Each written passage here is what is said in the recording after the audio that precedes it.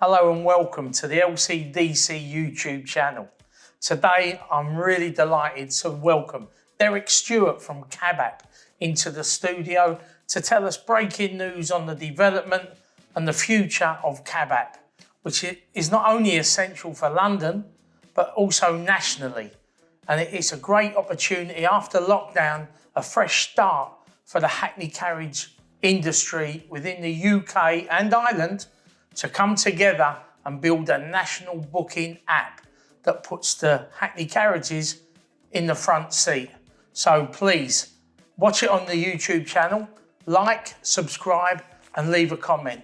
I think you're really going to enjoy today. Thank you.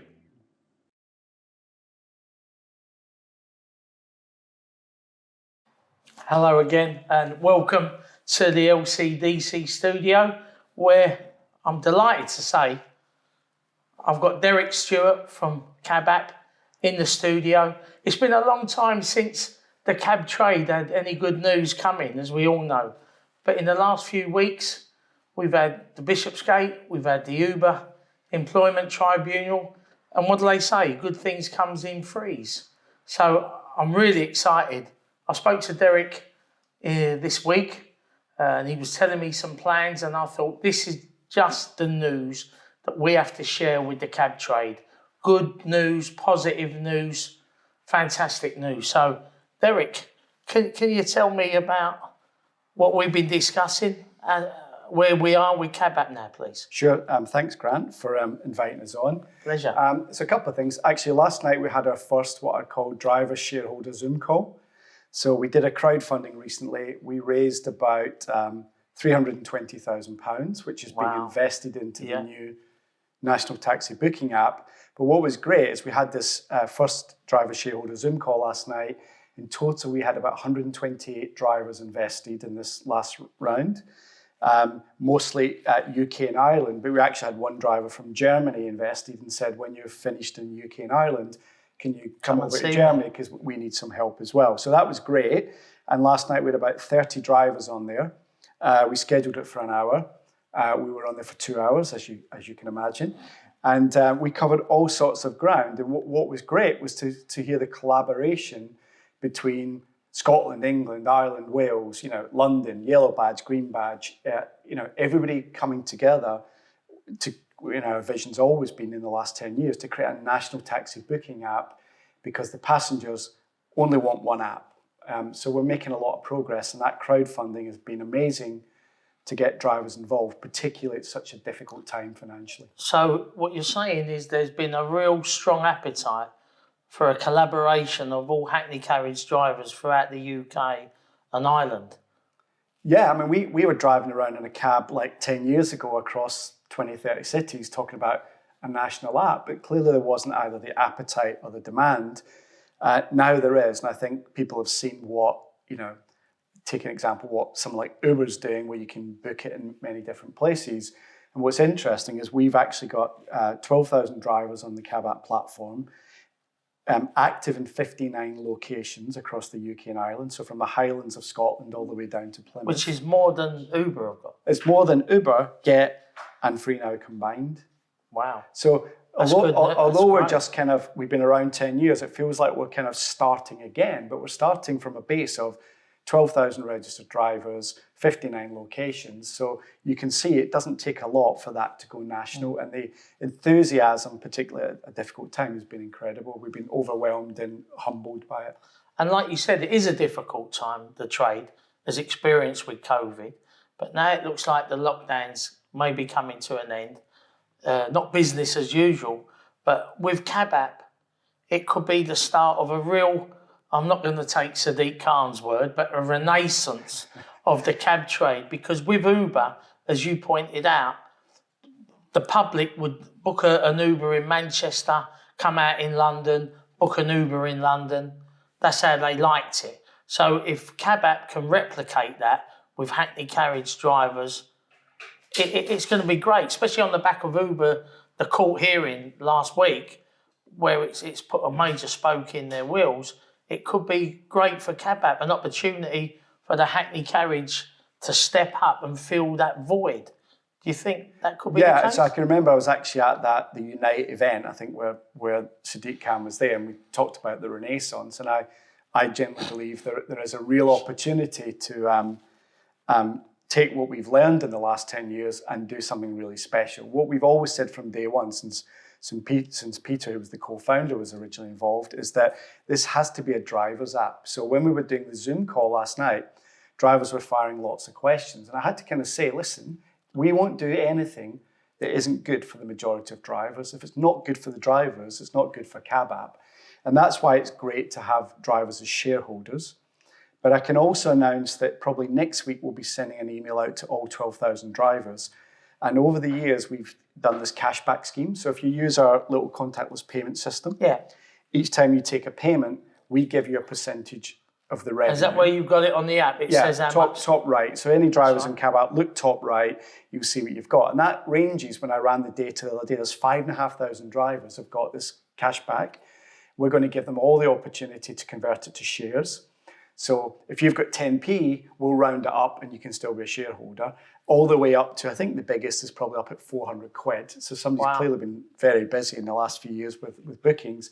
But every one of those drivers will have the choice. Do you want to have shares in Cab App? Or do you want the cash? If you want the cash, we'll send it back. But we'd love it if everybody took the shares. And I think we did a Twitter poll, and I think about 80% said they'd rather have the shares. That we would love to do that. Now, following on from that, we're going to launch a monthly share save scheme where drivers can put in money whenever they want. Could be £10 a month, £20 a month if they've had a good week. And we will continue to build and leave that open, enable drivers to become shareholders as part of it. And I completely accept there'll be lots of drivers that are skeptical. There's lots of apps out there. We've all heard lots of these stories before, but I do genuinely feel we've stuck to our guns for 10 years and this is going to be different. But what you've just said there, I've got to ask you this. A lot of cab drivers in London who are working the apps because it seems to be the way that the public want that, they like the apps, the convenience of the app. With both apps in London now, they're both using private hire on the fleet, which doesn't sit well with any cab driver, really. It's upsetting. And they're in a bit of a dilemma because they probably don't want to support the app, but they need the app to work to earn their money. I know I have calls at the office all day long about that, right?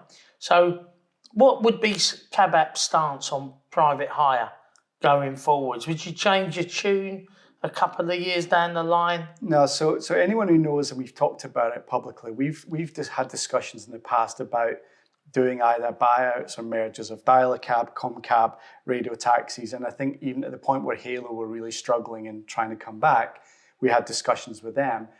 Every one of them had private hire. And the reason those discussions didn't go forward, I think, is because we said that the first thing we'd do is sell off the private hire business and make it black cabs only. So we've been consistent in that for 10 years. We've even changed, we got our 78 shareholders to agree to change the legal constitution, the Articles of Association, to say no private hire ever on Cab App in the UK and Ireland. So it can't change. If Cab App grew in a couple of years, you wouldn't have if we wanted to change it, which we don't, and we've now by then got 5, 6, 7, 8,000 cab drivers as shareholders, everyone will have a vote. Well, you can imagine how that will go, right? There's no point even doing it. Yeah. So we've always been consistent. Black cabs only. In Ireland, they don't have black cabs, but it's licensed taxis. So black cabs, licensed taxis has been consistent. And it's kind of amazed me. Again, it's not my job to talk about what the competition do, the strengths and the weaknesses, but I've kind of seen this recurring theme where it's the same, repeating the same mistakes again and again. And quite frankly, that's why we decided last year that we were going to we built a booking app in the past and it wasn't successful because we didn't have the money. But being frank, we looked at what was going on with COVID and what the other apps were doing, and we felt that it was going to be negative for drivers. And it was time for us to step forward and come out with what I think will be a fundamental change for the entire taxi industry, where drivers can have a share in it. You don't have to have a share in it. You can just work the app. But I'd also say on our call last night, I made the point to a lot of the drivers, We're here to serve the drivers, not to tell them what to do. If you want to use 5 apps, 10 apps, 12 apps, that's up to you. What we've got to do is make sure we give you the best deals, all the tools, so that if you've got a choice of one app versus another, you press Cab app all the time because we're working hard to get you the best deals. Whatever that deal may be, whether it's bookings, payments, banking, fuel cards, we're putting together a whole suite of services that will put more money in the driver's pocket. So really for cab drivers going forwards, if they come on board with Cab app, they can buy shares, they've got a voice, maybe put some logos on. If they really want Cab app to be a success, it's great that there's a platform for them to get involved, buy shares in the company, advertise it. If that's the app that they want to support with no private hire, drivers now have got a choice, haven't they? Yeah, and one of the questions last night was, how are you going to, if it's busy on the streets, as I say, if it's busy on the streets, it's busy on the app, how are you going to cover that work? And that's always the supply-demand dilemma. But one of the things that we were doing with our booking platform is we've always said, the punters that you get in the back of your cab, they're your customers. They've come to you because they want a black cab. They've used a black cab because you had a chat with them. They're not our customers. So we've always said that if drivers sign up customers to the app, and again, this is in our legal documentation, those bookings will remain driver bookings, which means they're commission-free in perpetuity. So you sign someone up in the back of your cab, they then go to Dublin, get in the back of a cab with our partner there, LAR, they then go to Liverpool. All those bookings will be commission-free in perpetuity. For any driver. For any driver. So so drivers are building their own network of customers. What we'll do is concentrate on hospital contracts, affiliates, hotels, bars, airlines, corporates, JP Morgan, Canary Wharf, Barclays, and so on. We'll concentrate on that, and we'll charge drivers 10% commission for those bookings because we've had to go out and win them, do a presentation, put some marketing behind it, and then support that corporate customer. So the more drivers you sign up, the more effectively free bookings there are. All we'll do is if it's a cash job, we make nothing. If they pay by card, we will charge the card processing fees. So I think that's a statement that's really clear that they are your customers, and therefore we're not competing with ranks, we're not competing with street work, we're not competing with airports because all those bookings are free. Wow. And when you look at what's on offer now with the other apps in London, 15%, I've heard it could go to 20%. I mean, that's a big difference. If you add up your earnings on an app during the whole year, that's a holiday, isn't it? Yeah, I mean, if you hit the app and you get a free booking, that's 0%, right? Your quid's in. If you hit the app and it's a corporate booking or an affiliate partner, it's 10%. So you'd like to think that that averages out over time at 5%, right? You'll get some at 0, some at 10. I think the problem for me is if you're running at 15 to 20% commission and your business is still continually losing large amounts of money, the question is, at what point does commission have to go to before it makes that business viable and successful?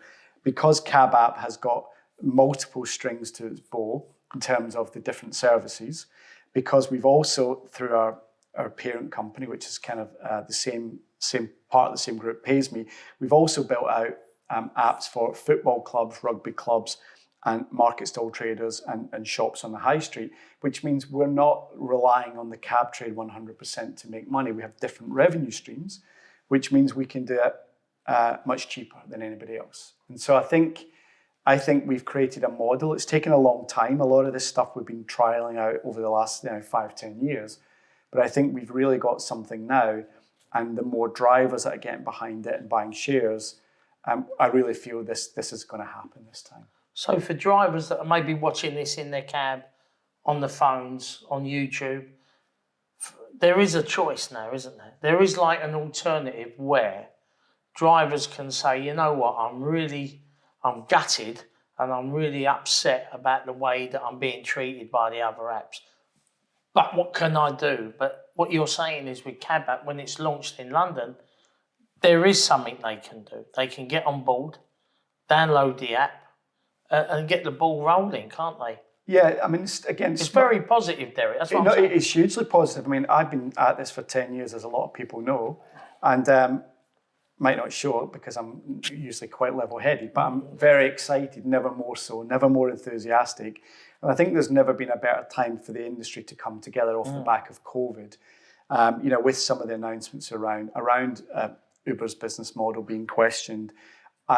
I do think that the public are looking for a viable alternative. Now, one of the things that we're also doing with our the 10% commission, the customers that are booking, the corporate customers, the airlines, the partners, they'll have a choice out of that 10% whether they want cab app cash back or whether they want cab app gives back, right? And what that basically means is if you choose cab app cash back, in every journey that corporate customer uses or that affiliate, we will pay them 2% cash back. So if you're a hotel, like Hilton Hotels, you've got a chain, imagine what all those 2% add up to for all the customers that come in and out of the Hilton Hotels, if we can get them all using cab app. But that's not an extra 2% from the driver, No, so the driver's 10% includes the card processing fees. Of that 10%. And then it includes 2% that gives us something to incentivize the end customer. So cab app cashback means that customer, if it's a bar or restaurant, can say, we need the money after COVID, so we're going to bank the cash. But it might be that the corporate says, well, we'll choose cab app gives back, and that 2% is going to go to a charity of our choice. So I have a call, it was meant to be today, but I've moved it to next week, with Centrepoint, which is for youth homelessness. We have other charities that we're talking to about how can we help customers that support those charities to use cab app and at the same time be donating recurring payments. Every time you get a cab, you know when you sit in the back of that cab, you feel good because 2% is going to your favourite charity. It's really socially ethical, isn't it? Yeah, so we've tried these things before, they didn't always work, but again, now the timing is right. And so again, that's helping the cab driver, it's helping the corporate, the charity, it's hopefully helping the taxi industry, the wider industry and supply chain. So we're trying to build a model where everybody wins. It seems to be quite a fair model as well, doesn't it? Like everyone wins, no one's taking a massive hit on their side to give someone else a bit extra. It's all quite fair, you know what I mean? Yeah, it's just about being fair, and you can use the term redistribution of wealth, but my view has been, why is it always a large institution that has to make money off a successful business? Why can't it be 5,000 cabbies putting in £10 a month and buying 50 grand's worth of shares in cab app collectively? Then we don't need to get any other shareholders, right? We need money to move forward and build and grow the business. So we have to get that money from somewhere. But if we can get it collectively from the cab industry, then all that's going to happen is their ownership in the company is going to go up and up and up over time. That's what we want more than anything. And apart from all that, Derek, you were saying to me earlier that there's loads of things as well as just the booking app and the card processing device that hopefully cab app will offer to the driver. Just summing up now, can you just tell the viewers what cab app can offer going forwards? Sure. So in April, we will pilot our own digital bank. It'll be called PaySme because it will go across taxis, markets and football clubs. So it's not specific just to cab app. But effectively within minutes, a driver will be able to open a bank account, get a debit card, either virtual in the wallet or a physical. They'll be able to, it will do their accounts for them automatically. So say you go in and fill up your cab, we're trying to negotiate a discount, a cash back on fuel. So you get money coming back every time you fill up your cab. It will then automatically do your accounts for you. So at the end of the year, when you need to send your accounts to your accountant, you can literally press a button, it will send them a file. So that should bring down the cost of your annual account. So that's putting more money in your pocket, saving you time. We're also working on various elements of providing taxi insurance. So we're quite far advanced in that. We're working on a loyalty rewards program where cab drivers can get discounts off of when they shop at Tesco's or they go to Pizza Express with a family. Terrific. Whether they join the David Lloyd gym, they can get a discount. So it's all making that if you're with cab app, it saves you money everywhere. The whole point real is positives to being on it. Yeah? We're fighting every deal. We're fighting for the cab driver. We're Well, we'll never do a deal that's good for us but not the driver. So the first question someone asks me if we're trying to negotiate a deal is, okay, what's in it for the driver? And secondly, what's in it for us? But if it's not good for the driver, even if it's good for us, we won't do it. So I think we're creating something really unique and special. I love all the support and feedback we're getting from drivers, some good, some bad, but you've got to take the criticism and learn from it. That's great news. So it's the green light go for cab app. We're on this 7 days a week. I had a call with the developers before I came here. Terrific. We've got all the designs, the development's ready to start. So we're ready to go, and this is going to be great. So this is the start of the cab app revolution. So if you want to get involved more, you can find, where can they contact you, Derek? Or is it email address or website? Email is support@cabapp.net. You can DM us on Twitter @cabapp. A lot of the communications go out, have my mobile number, so you can call me. We'd love to hear from you, and any questions, please get in touch. Well, thank you, Derek. Right, thank you, Grant. Thanks everyone for watching. Thank you. Like I said, press the like button, subscribe if it's the first time, and leave a comment. What questions have you got for Derek that we can put forward to him? Okay? Thanks for watching. Thank you. Well, what do you think? I thought it was fantastic. And what a great conversation we had about the future of a national taxi booking app. That's got to be the way forwards, isn't it? That way we can deliver to the whole of the UK just what the other opposition were doing with a national app. It's a great chance, fellas, and I love the way he said we could buy shares in the business. So it's our business, not some faceless global corp over the Atlantic. I think it's a really great opportunity.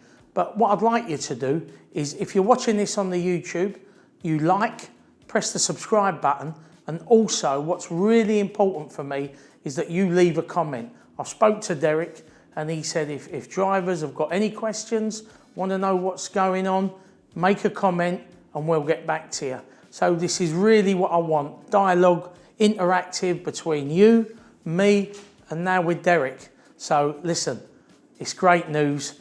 I hope you enjoyed the interview and there's plenty more to come. Thank you.